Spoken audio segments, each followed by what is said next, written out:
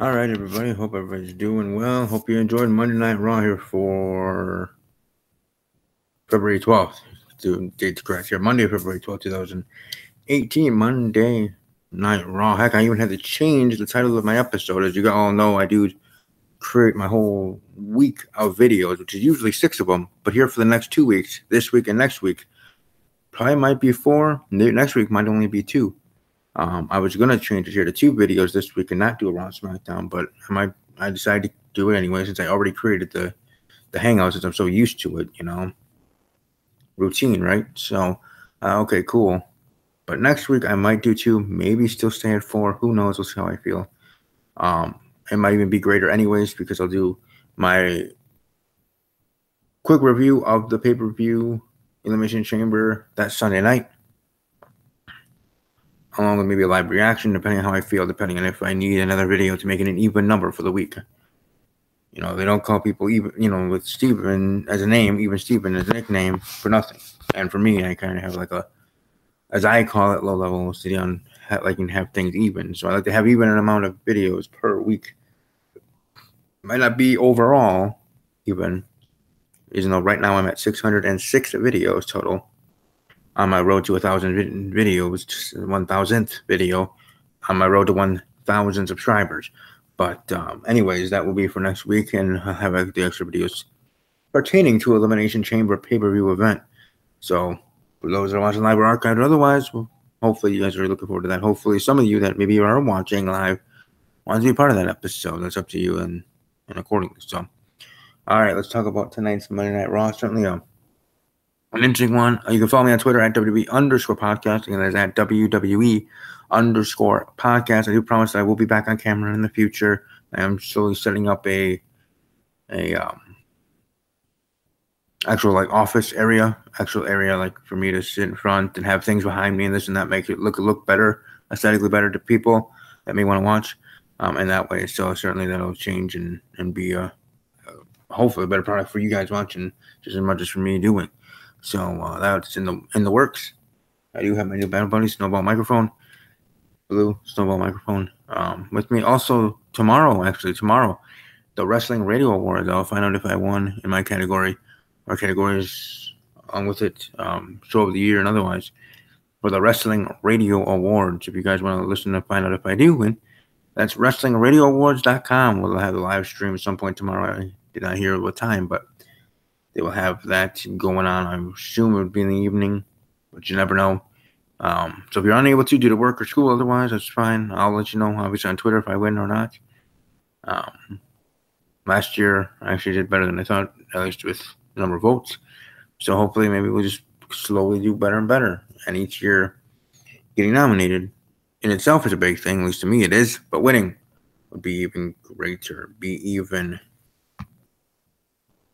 better.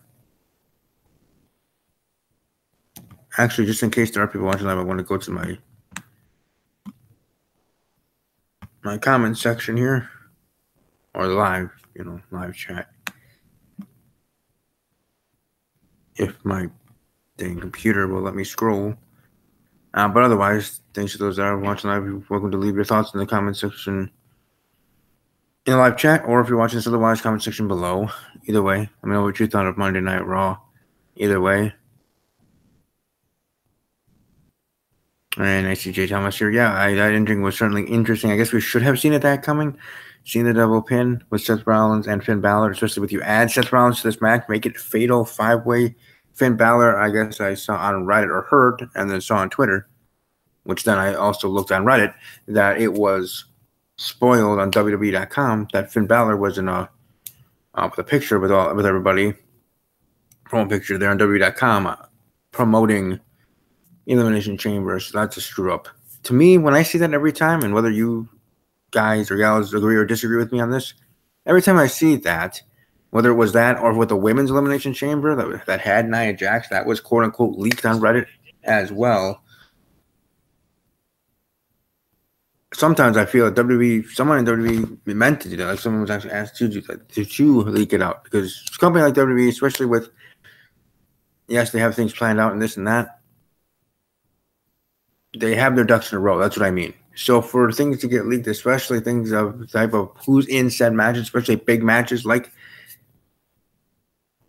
Elimination Chamber match, men or women's, that'd be closely tied to the best of any future promotional videos, promo packages, W.com, blog sites, things, or whatever. Point being is that you'd have that to the best, and they wouldn't, show it. So the fact that it was quote unquote leaked, and every time I see that, I always think, well, they mean to do that. Sometimes maybe accidentally, I don't know. To have this surprising someone else actually, in this case, someone else would have, entered and won and got the final spot in the chamber match. Or in the women's case, which Nia Jax is in the photo that was leaked for the promotion for Elimination Chamber. I was seen on Reddit. So Reddit, I guess, is the source of leaked things for WWE. So for those that want to see them, go to reddit.com and find it. However, I'm sure it's easy to find. Both of them, for the women's and the men's Elimination Chamber matches. So Nia was supposed to be in that. They take Nia out, put Mickie James in. Nia Jax is going to face Asuka at the pay-per-view event. Winner will face the champion and Asuka at WrestleMania. Even though Asuka actually gets to still choose who she wants to face. So it's not automatic. It's going to be Alexa Bliss. Like I first thought, because depending on which brand superstar wins the women's or men's Royal Rumble, they automatically would face that brand's champion. Shinsuke in the end got to choose and did choose his brand's champion, WWE champion AJ Styles. But Asuka has not chosen her opponent, her champion she wants to defeat. So you never know how that's going to go.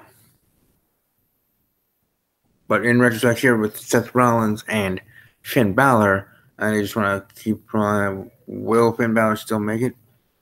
Could it be Seth Rollins? Could in the end they both be and have 6 people in the chamber match or more or however?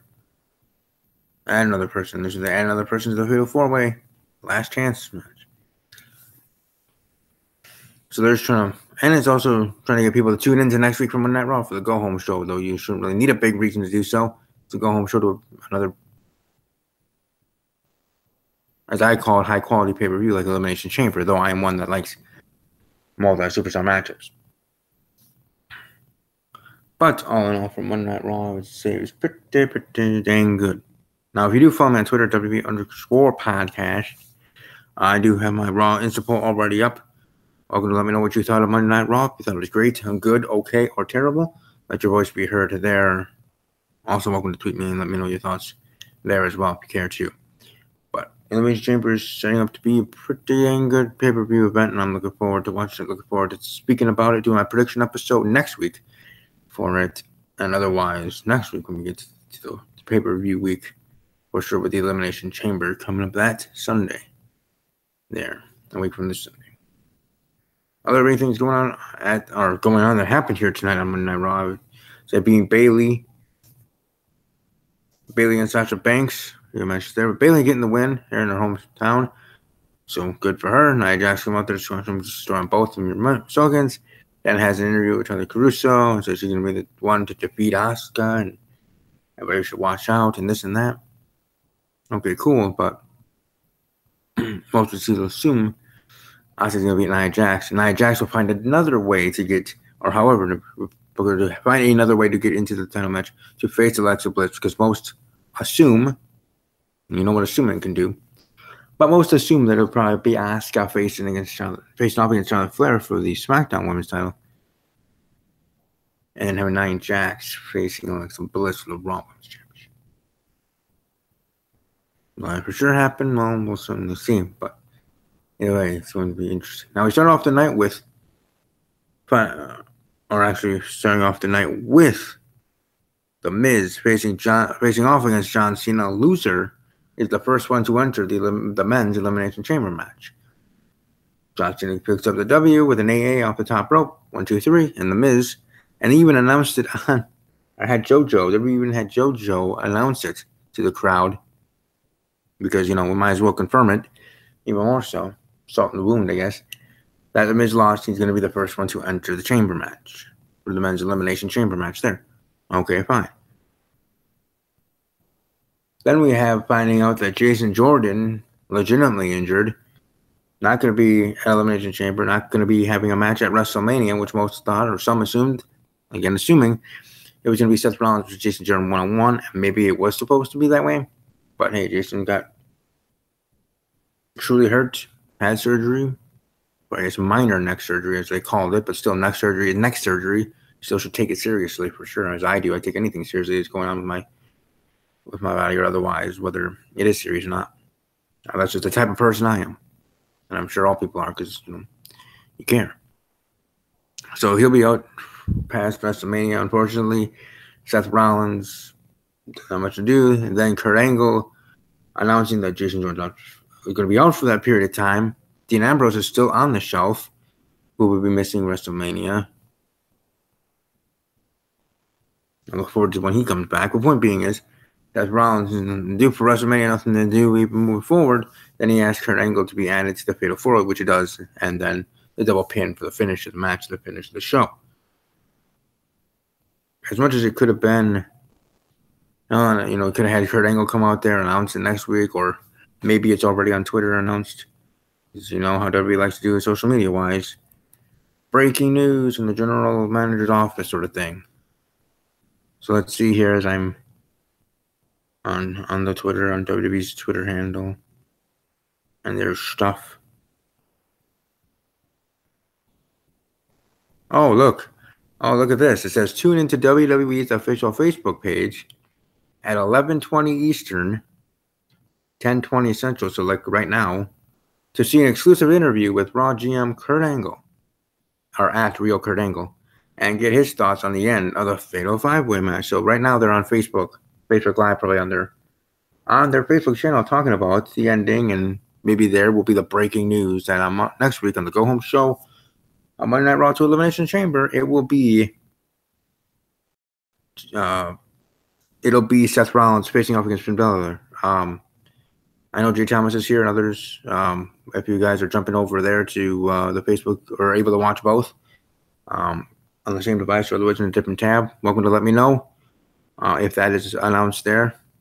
Or if you want us to hear, I appreciate that. But either way, I think that's what's probably going to happen as it is right now going on, because it says 11:20 Eastern, so that's 10:20 Central. It's 10:28 right now here locally in Wisconsin. So there you go. So I guess we shouldn't be surprised that it went down that way, but I still am a little bit. Like, I thought I assumed, again, when they added Seth Rollins to the match, added him to the Fatal 5-Way, or made it a Fatal 5-Way, I thought, okay, they are going to have Seth Rollins win here. It's not going to be Finn Balor. They're going to try to do a quote-unquote swerve, especially for those that are in the know that saw the leaked leaked photo that was miscued by somebody in WWE on the WWE website, official website there, promoting the main event for Elimination Chamber, or what could be the main event of Elimination Chamber on next Sunday, on the 24th. I mean 25th. And then you have the double finish to have Finn Balor face Seth Rollins one-on-one for that spot, which is a pay-per-view worthy match. You're gonna have it on a Raw. Okay, cool. You're trying to get eyeballs to the product of Raw in the Go Home Show, but still, it's like, why? I'm one of those people, especially when you're heading into big pay-per-views, or I call it big pay-per-view. Elimination Chamber is something interesting to me, and I have enjoyed it in the past couple of years. But you're heading into any pay-per-view, whether it's Payback, Backlash, WrestleMania, SummerSlam, or Money in the Bank, I don't care, and you're having a multi-superstar match, or you're having a big match where entries have to be put in, you should have all of that, not just in your mind. Obviously, I'm sure they booked it already past the Elimination Chamber, but on television, have the men or women all ready for that said match, multi-superstar match, known by the end of the show and finish of the show before the Go Home Show, as in 2 weeks from the pay-per-view. With 2 weeks left to said pay-per-view, whatever it is, and you're having a multi-superstar match, with qualifiers and otherwise, again, that'd be Money in the Bank, Elimination Chamber, Battle Royals, if there are another pay-per-views, or Fatal 4-Ways, or whatever, title matches. Point is, where you're having these qualifying, you're having these setting up of who's going to be in the match first off, and my mind's eye as a fan, as a business person, otherwise would want to have the whole match set it up and known for us and promoted to us, whether ad nauseum or otherwise. And okay, Jay Thomas, let me know what they say over on the Facebook. On Facebook, I'm waiting here on Twitter to see if there's a new tweet from WWE about the breaking news from Kurt Angle. But I'm sure they won't do that until the Facebook Live thing is over to get people to watch it. Either way, but I think, but to me as a fan, as a business person, would make sense to have already know who the participants in said match 2 weeks from the pay-per-view, so that in the go-home show you have promoted with those superstars and whatever that match is. Again, whether there's a triple threat you're calling for, a fatal four-way, six-pack challenge, elimination chamber, battle royal, whatever. You know it. 2 weeks to go, and then you go from there. I was just saw WWE had a new tweet, but it was one of those exclusive, Raw afters with the interview with the MIZ. So nothing about the finish and otherwise. So.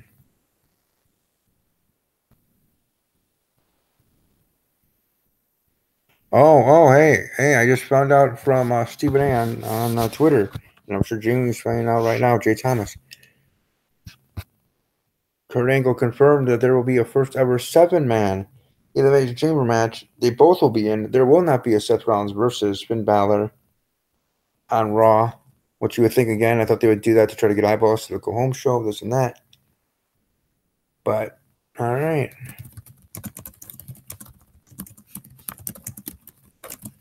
Sorry about the typing, but I'm replying to Stephen A. I'm gonna add Stephen A 1181 on Twitter.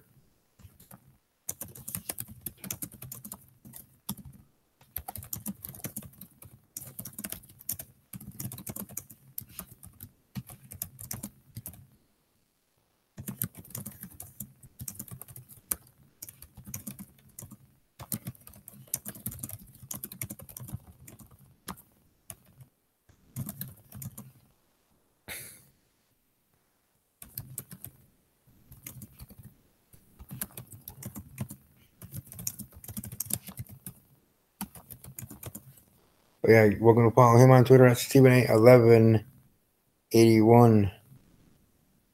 I'm going to also check out his band. That guy also on Twitter there. Local shows are in the Indiana area, but pretty good band. So also he is on YouTube. There's simply Stephen A as well.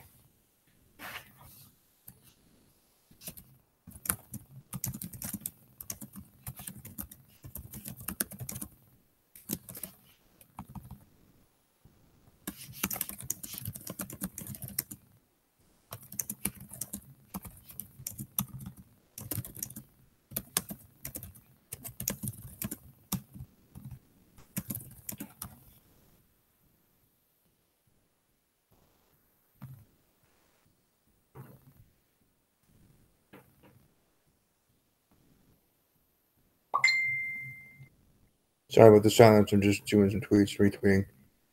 Otherwise, yep, 7-man Elimination Chamber. Yeah, I was just telling everybody, Jamie, Jay Thomas, and I actually let people know that you were checking it out as well.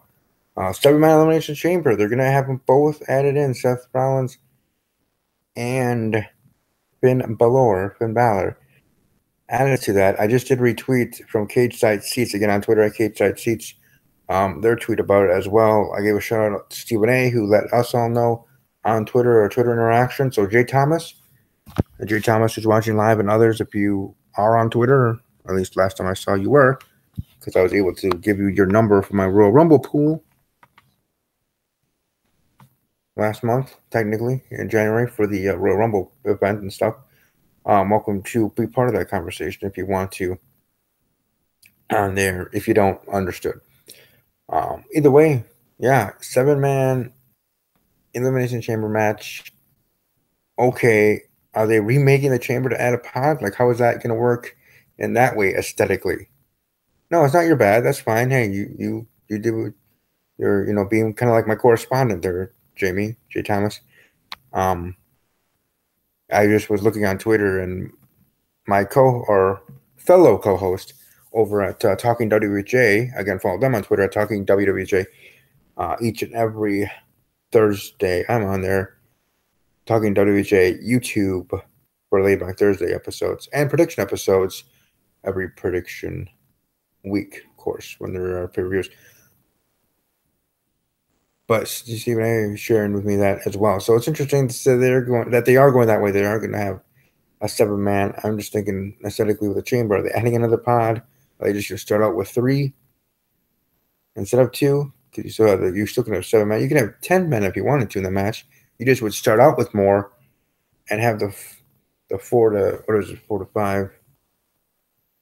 No, the 4 actually. It still would be 4 pods and have 4 people in there, as it usually does, because there's usually 6 total people, 4 in a pod, start off with 2.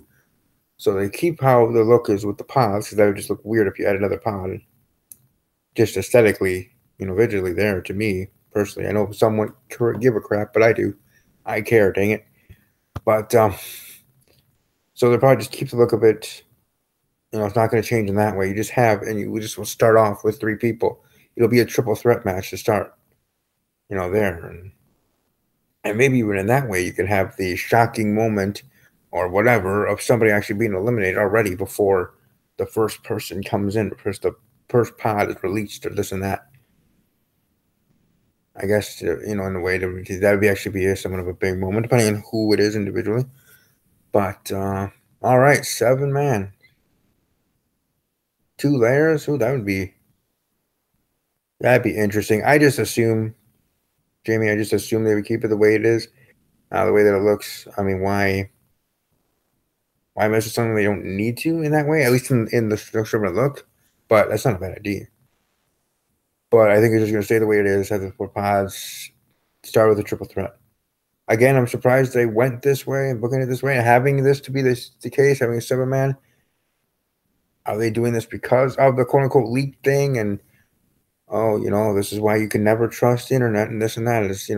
It's like them saying that without actually saying that, whether in a Superstars promo or actually in real life. In a shoot interview or otherwise, or WWE Triple H or otherwise. Anyway, as I said, sometimes when I see these leaked images or hear about them through Stephen A, others on Twitter and Facebook, on my Facebook fan page, for Steve's Wrestling Ramble, I sometimes think that they mean to do that. They deliberately go out of their way to mess up. Sometimes not. Okay, fine, whatever. But to me, I'm always on the conspiracy theory side of they meant to do it to get a swerve when they change it. Like they did with the women's. There was that leaked photo there that had Nia Jax a part of the women's first ever Elimination Chamber match. And then the very next Monday, last week, Kurt Angle, when they announced the match, Mickie James is in the match, Nia Jax is in another match against Asuka, with that stipulation, as I already regurgitated and rambled about and talked about earlier here in this Raw review. 2 rings, no, I mean it's a chamber, so it's gonna be the one chamber. No need for another ring. Now 2 in 1 pod. That would look weird, but I know most won't care, and that would actually be interesting to some as well. But again, I assume it probably would just have the 4 in the pod, 3 to start off, but not like your ideas are bad. They're not. It's just WWE, they just do the simplest, or as some fans would call it, lazy. Yes, but it's not lazy. It's just the best would have to do. Laziest way of booking it and doing it right. Unless they're going to say Elias is hurt and won't be in. Now that I did not think of. See, this is why we have Jay Thomas here in the live stream and hopefully part of pay-per-view prediction episodes live on air. All right. Now I know that the point is this is why, because she brought this up against Jay Thomas, Jamie, saying unless they're going to say that Elias is hurt and won't be in because of what happened tonight between him and Braun Strowman. And Braun Strowman himself, he can sing with that southern accent, which was pretty cool. Okay, anyways, that cello there, trying to be all Jeff Jarrett and like hitting it with the cello. It could. I mean, Elias won the match last week in that triple threat match against Braun and John, actually pinning John Cena to be the last one to enter. So that could be. Now, even more so, it could be a case we get to Elimination Chamber. We think he's fine. He's going to be in the match, yada, yada. And it's his turn to come out, period, let alone come out of the pod, but come out, period, for the match. His music hits. No one's there. And what was supposed to be a 7-man Elimination Chamber goes back to a regular 6-man. One of the 3 in the triple threat, because again, he's the last one. Let's just say he's the last one coming out in general, or first one. Then one of the others go in the pod, flip a coin moment or something, or however Michael Cole would say it, in these situations. Or do we have like an Edge moment where Elias is out and everything, he can't be in the match, and someone else comes into the match? I would have said Jason Jordan, but he's real, actual hurt, not kayfabe storyline hurt. He actually had minor neck surgery and will be out till WrestleMania and for sure out for Elimination Chamber. So it won't be him doing that there, because going off Jamie's idea, you would think that someone would take his place, right? Do you think that, they would say he's out to make it back to a 6-man Elimination Chamber match? It could, okay. You still have the cool thing of having a first ever, again, now on the men's side, first ever 7-man Elimination Chamber match, going along with the first ever women's Elimination Chamber match, period. But in the end, it goes just back to a 6-man anyways, because Elias is quote-unquote out, and however that goes. Or Elias is ruled out, and breaking news on Twitter or next week on Raw that Kurt Angle announces someone else to take Elias's place. And oh my gosh, I just thought about this, and it probably won't come true because Dolph Ziggler is facing Baron Corbin tomorrow night. Winner gets to be part of the WWE title match at at Fastlane. But if Dolph loses tomorrow night, we could have, and this is just an idea. If we go with Jamie Thomas's idea, Jamie Thomas there, and say the Alliance says he won't be in the match, and then they add Dolph Ziggler in there, that'd be interesting. Now, how would they explain that, since he's not, the free agent gimmick? But who knows? Well, think about it. Why can't Kane be in it, 8-man? You know what? Why can't anybody be in the match? We'll just make it the whole dang roster. Put them all in the chamber match. Or at least the men's roster, of course. But no, Now, we did hear about a Big Show return. Elias can't compete. Big Show's in the match. And then you have Kane show up just for the heck of it. That would be interesting. I know some wouldn't like that because some are sick of both Kane and Big Show. But